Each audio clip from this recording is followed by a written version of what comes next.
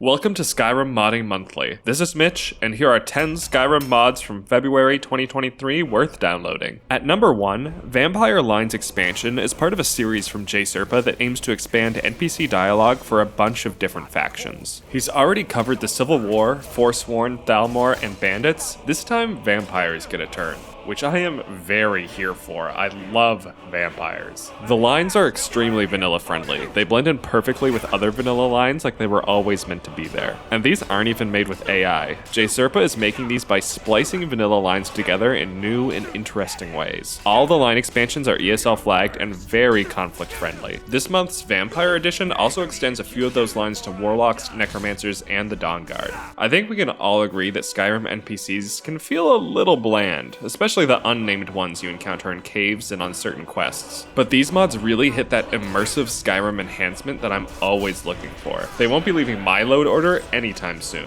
Fourth Unknown does not miss. This trend continues with Mythic Dawn armor. There has been a hole in available armor mods for Eastern-inspired designs, but that hole has slowly been getting filled up, and this is one of the best. Aside from the clear relation to the Mehrunes Dagon cult, the Mythic Dawn, this armor has great Hammerfell and Elsewhere vibes. As per usual, Xtudo has provided an optimized texture package and some optional integration into the mod The Cause from the Creation Club. And Tata Urtia has even added HTT SMP physics to the armor, which is beautiful.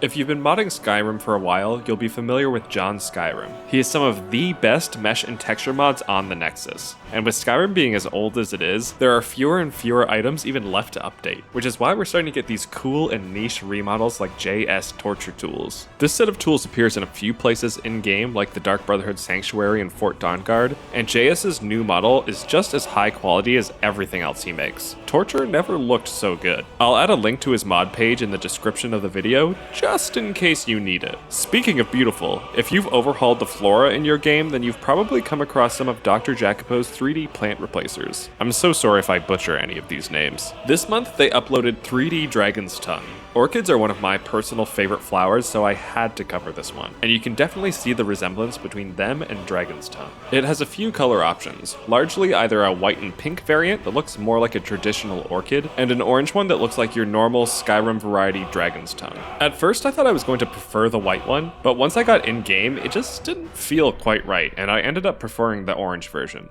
This is another mod that has a permanent place in my load order. It just looks so good, and has nothing to do with anything it might resemble.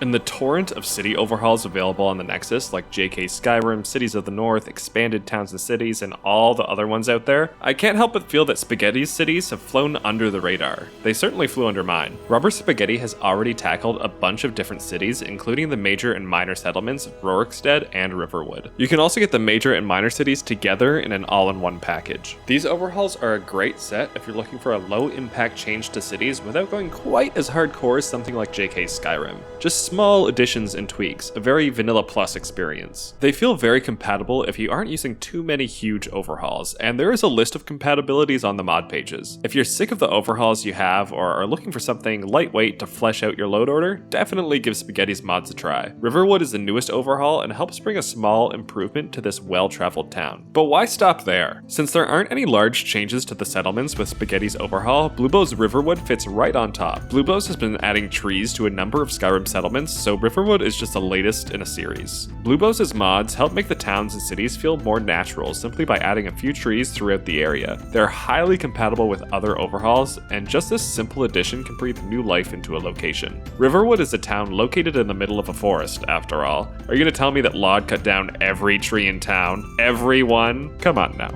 This section of the video seems to be all about mods I've overlooked before and I'm coming back to now. Xavbio has been doing a number of vanilla armor retextures. At first I didn't pay them much mind because I've been using Amidian's Book of Silence for so long, on top of complete armor replacers like Nordue's vanilla armor. But these retextures from Xavbio are really nice. Just this month he put out Iron, Steel, Orcish, and Daedric armor and weapon retextures, not to mention a plethora of them before this. I'll leave a link in the description so you can see them all. These are very high quality, and they are actually designed to work with Amidian's mods. Not only that, but they also retexture a bunch of Creation Club mods, as well as other mods like Cathedral Armory and Legacy of the Dragonborn. I'll be paying close attention to anything else Xavbio uploads in the future, and I'm always happy to shout out a fellow Canadian.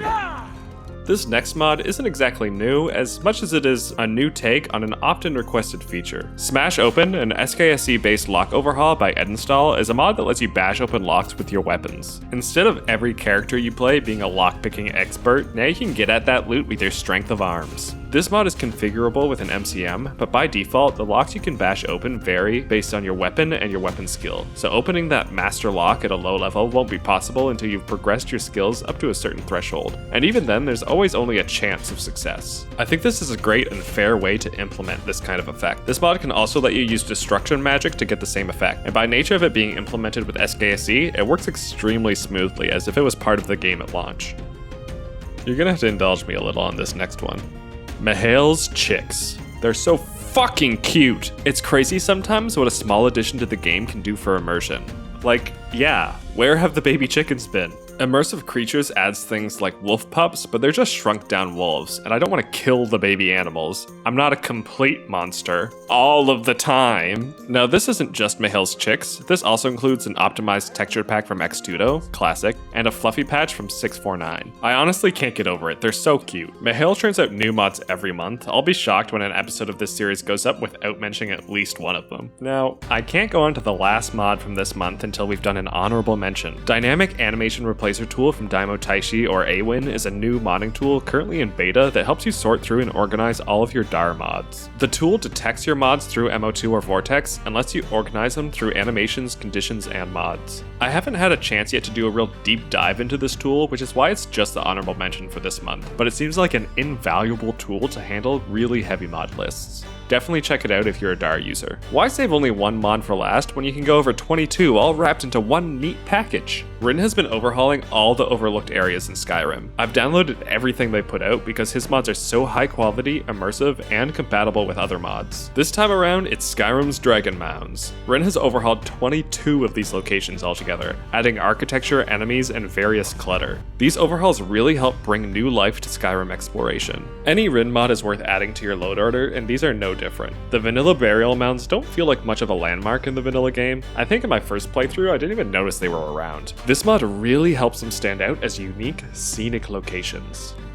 Don't forget when you're downloading any of these mods to endorse the mod authors. They absolutely deserve it. Most of the links you might want should be in the description below, and don't forget to like the video, subscribe to the channel, all that normal YouTube stuff. You know the drill. I'll catch you in the next episode of Skyrim Modding Monthly. And if you like this video, you can click here for last month's edition. Happy adventuring!